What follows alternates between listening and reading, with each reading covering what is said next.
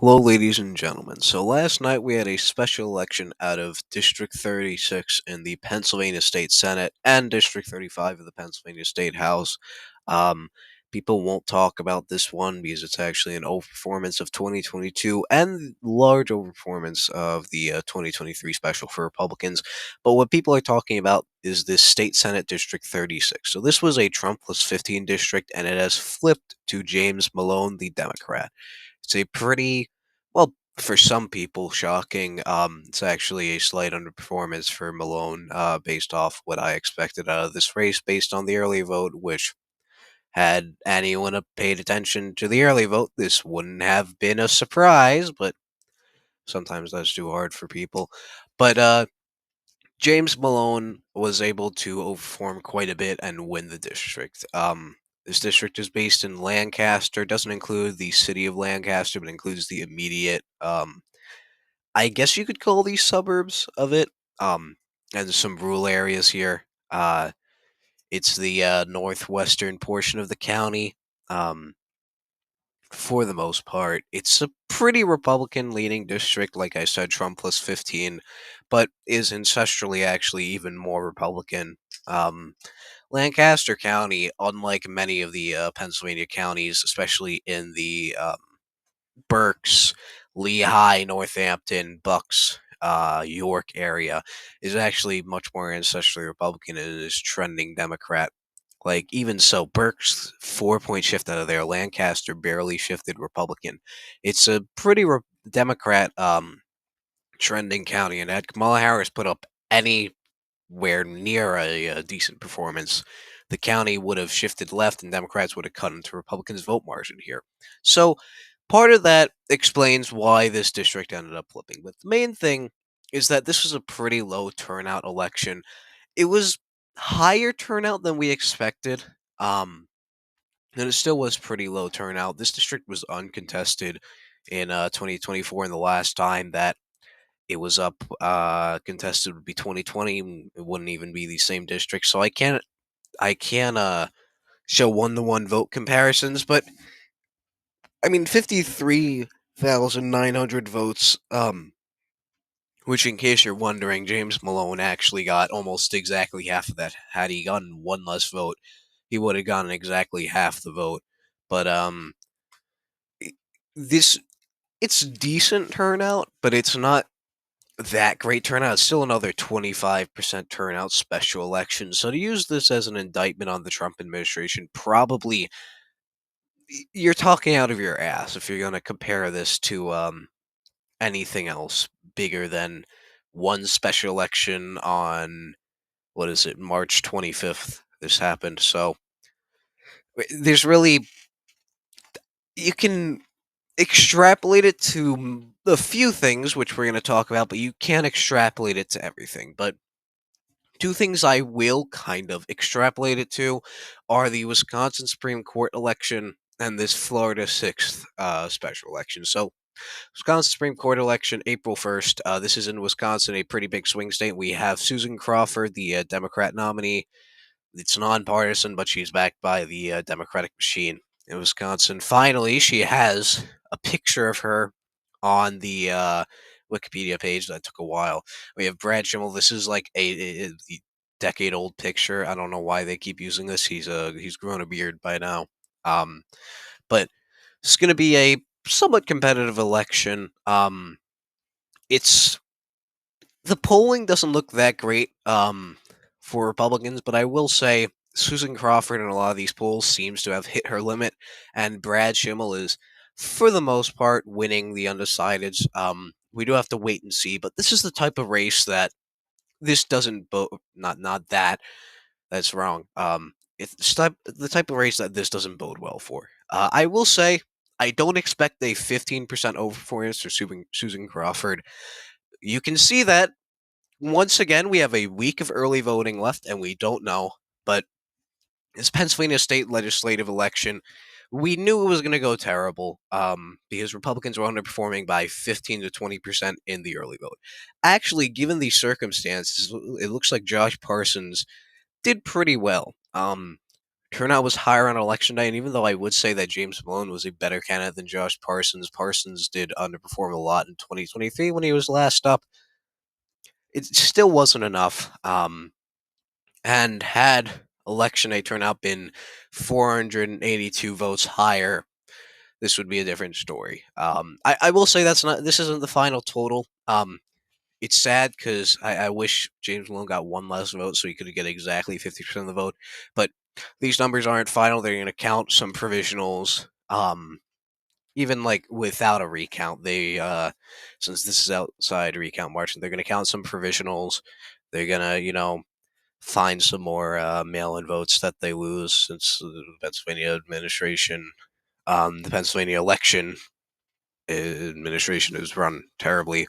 But it's not the best sign for this. But I will say, like I said, we could tell with early vote. And early vote for this race looks pretty dead even.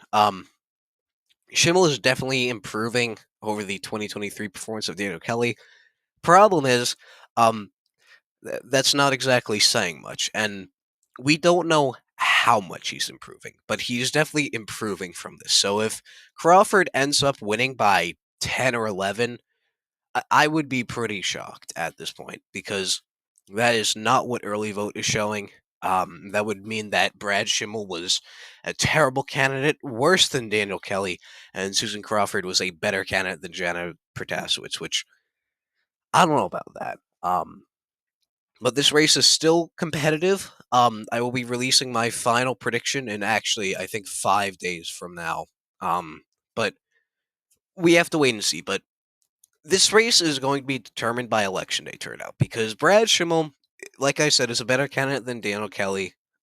Crawford, a worse candidate than Protasewicz. Early voting looks better, but that doesn't make up a 10 to 11 point shift. If Brad Schimmel is going to win, it's going to be because you have much better election day turnout than the 2023 race, which there's some things to say that that could happen. This race has had 76 million. This is an old figure from March 20th, so honestly, it might have reached that 100 million total by now. Um, I don't think there's any more FEC filings for this race, so we won't know until after the race, but much more spending does imply that there's going to be many more voters turning out to this. We've seen that somewhat in early voting. I think the figures are around 2 million people should vote. Here it was like 1.8 million, a little bit over that. So if there's higher than expected, election day turnout could reach as high as maybe 2.2 million, which, if turnout's that high, I think Brad Schimmel has a good chance at winning this. Now, I will say this race you probably can't apply it 1 to 1, but there are some warning signs here. But where it's a better indicator is this Florida 6 race. And I say that because Wisconsin is modeled party data. Um, you only see the turnout in the specific counties. You don't see who's turning out in Waukesha. You just see Waukesha is turning out. You don't see who's turning out in Dane County. You see Dane County is turning out. But where you do see party registration is Florida. And where we see it, it looks terrible. So in Florida's first, which is one special election going to be held, actually all of these are going to be held on the same day in Wisconsin. Florida's first, it, it looks pretty good for Republicans. Um, like Brewster says, turnout is abysmal, but like Republicans are even winning the mail-in vote. This is an old figure, by the way. This is from March 24th. By election day, I'd say that this lead is probably, yeah, um, a lot bigger. He has it as R plus 31.4. That does take a pretty big. That means that Republicans have to have a pretty big election day turnout, which could happen. Not saying it won't. But I'd put it slightly less at like R plus 25 or so, but that still contributes to Jimmy Petronis winning Matt Gates' former district quite easily. And that's expected, but what's not exactly expected is Florida 6th. Florida 6th, there's two reasons for this. Randy Fine is an abysmal candidate trying to succeed. Now, I think National Security Advisor Mike Waltz. And Josh Weil has spent 9 million on this race. To to put that in perspective, let me actually go to Florida. So out of Florida, the two races. The first, remember, this is Matt Gaetz on the ballot. Not exactly the strongest candidate. It was R+32. I really think that Petronas is probably going to outperform this. Though I could see him doing slightly worse than this performance. Um, but out of District 6, Waltz won by 33. And now we are talking about this race as a potential upset. I still don't think it flips. I'd say the best thing that Josh Weil can do for him is probably win this Volusia portion, which is 60-40, and a little bit closer, a moral win for Democrats, and a large portion of the district. And if he does that, it provides a less than comfortable margin for the GOP, but, you know, close is only, what's the saying? Close is only good in uh, hand grenades. I forget the other one. But you can tell I'm a retard, right? You can tell I'm one of the stupidest people alive when you hear me speak, right? But this is not looking good for the GOP. Republicans lost the mail-in vote, and yes, this lead has expanded. He had it 2 days ago as R+0.3. Now it's like R+1, R+2. But that's not it, because Randy Fine is a uniquely terrible candidate. He's a carpetbagger, and he's not addressing any of the issues for the district. He's addressing how much he loves Israel, and I know that's kind of a meme and kind of termly online to say, but like, he's so far been running a pretty terrible campaign, and Josh Weil has flooded the district with money. Um, Democrats have seized on an opportunity to potentially win the district. I've got to congratulate whoever runs the DCCC. I think it's three C's, but I've got to congratulate whoever runs the Democratic congressional committee, because this is a race I didn't see coming that could potentially be competitive now. And we've had a poll. I will say St. Pete polls isn't exactly the greatest pollster, but it has Randy Fine up by 4 against Josh Weil. But what I think is important is this figure, 43.1 to 51. Josh Weil is winning the early vote by 8. That doesn't translate here. The early vote is more like D plus 0.5, just doing the math in my head.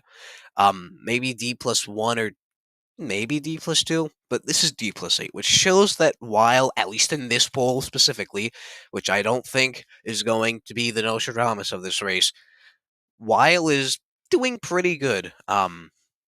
And the combination of terrible Republican turnout plus Weil being a better candidate than Randy Fine could make this district somewhat competitive.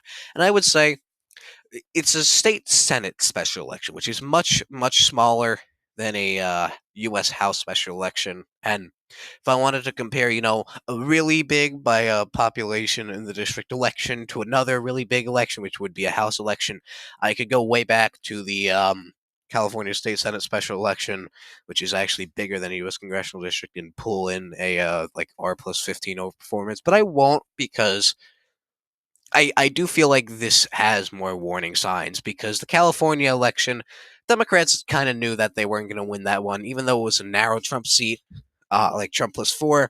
Early voting was terrible for them. And California, for the most part, is a little bit more red in off years. But this election, we knew from early voting that Democrats were in striking district distance. I actually took the leap and said that Democrats would win it. I'm that great. I'm wonderful, great predictor. Stay tuned. Subscribe if you want more good takes like mine. Um, but this race, we knew Democrats had a chance at winning this. And Florida 6th, we see the exact same thing. Republicans do lead. It's less. This one was early voting. We knew we were fucked. This one was, you know, it's not looking too good. In the early voting, plus the Republican candidate is an idiot. I don't know exactly how that plays out, but I think there's a good chance that Democrats could make this race closer than expected. I'm going to withhold myself from saying that Democrats win it as of now, but trust me, if I think Democrats are going to win it, I'm going to be shouting it from the rooftops.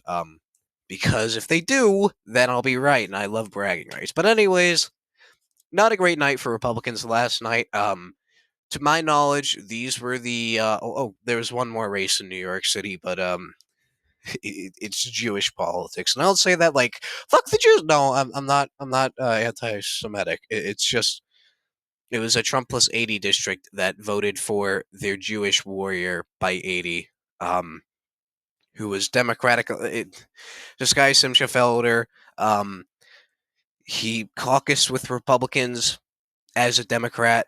Then most of the Democrats who caucused with Republicans and gave Republicans a state Senate majority in New York. That's already weird in and of itself. But they were primaried out or defeated in the general election in 2018, which gave Democrats a state Senate majority. But he wasn't defeated, so he wanted to join the Democratic caucus, but they kicked him out. But he didn't caucus with Republicans, but then he went back. And he's already weird. Like, I'm just getting into which party he affiliates with. In the special election, he ran on the Simcha party, so it's not really something I'll talk about. Jewish politics are weird, and when a state senate district is up for a special election, expect another like 200-point swing. Um, the Jews vote as a block, and if they see someone who represents their interest, Republican or Democrat, they'll vote for them. But anyways, not a great night for Republicans. And this is the last.